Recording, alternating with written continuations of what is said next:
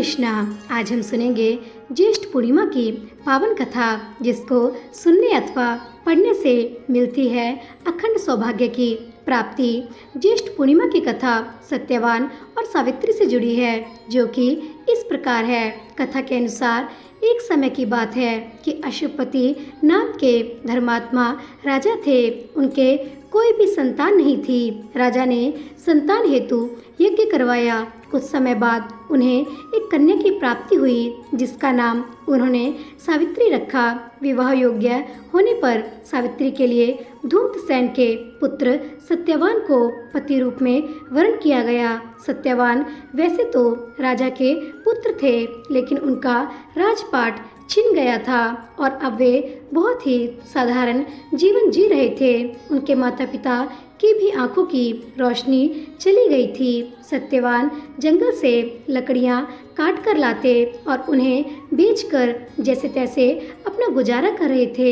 जब सावित्री और सत्यवान के विवाह की बात चली तो नारद मुनि ने सावित्री के पिता राजा अशुपति को बताया कि सत्यवान अल्प आयु है और विवाह के 1 वर्ष बाद ही उनकी मृत्यु हो जाएगी। हालांकि राजा अशुपति सत्यवान की गरीबी को देखकर पहले ही चिंतित थे और सावित्री को समझाने की कोशिश में लगे थे।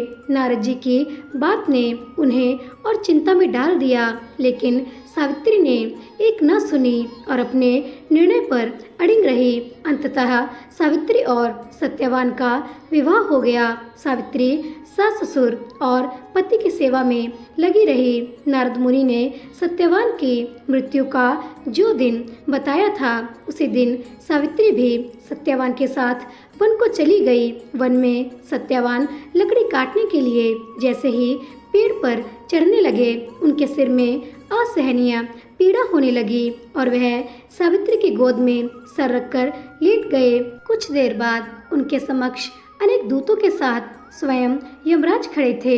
जब यमराज सत्यवान की जीवात्मा को लेकर दक्षिण दिशा की ओर चलने लगे, सावित्री भी उनके पीछे चलने लगी। आगे जाकर यमराज ने सावित्री से कहा, हे पतिव्रता नारी, जहाँ तक मनुष्य साथ दे सकता है, तुमने अपने पति का साथ दे दिया, अब तुम लौट जाओ। इस पर सावित्री ने कहा, जहाँ तक मेरे पति जाएंगे वहाँ तक मुझे जाना चाहिए, यही सनातन सत्य है। यमराज सावित्री की वाणी सुनकर प्रसन्न हुए और उसे वर मांगने को कहा। सावित्री ने कहा, मेरे सास ससुर नेत्रहीन हैं, उन्हें नेत्र ज्योति दें। यमराज ने तथास्तु कहकर उसे लौट जाने को कहा और आगे बढ़ने लगे, किंतु सावित्री यम के पीछे पीछे ही चलती रही। यमराज ने प्रसन्न होकर पुण्य वर मांगने को कहा। सावित्री ने वर मांगा, मेरे सास ससुर का खोया हुआ राज्य उन्हें वापस मिल जाए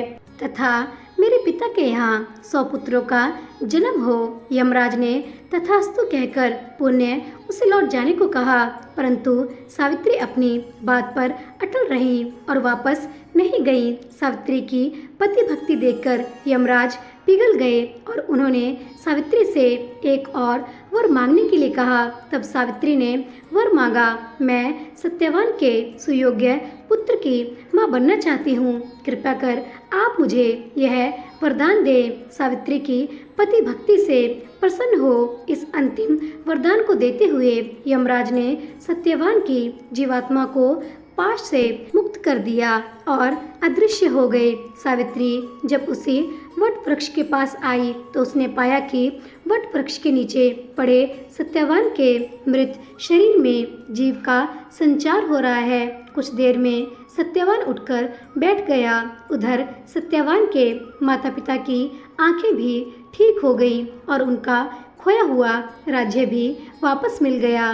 और इसी के साथ हमारी वट पूर्णिमा या ज्येष्ठ पूर्णिमा की व्रत कथा यहीं पर संपन्न होती है। ऐसी ही ज्ञानवर्धक जानकारियों के लिए कृपया जाने से पहले चैनल को सब्सक्राइब करना, लाइक करना और शेयर करना मत भूलिएगा। मिलते हैं अगली कथा के साथ, तब तक के लिए हरे कृष्णा, राधे राधे।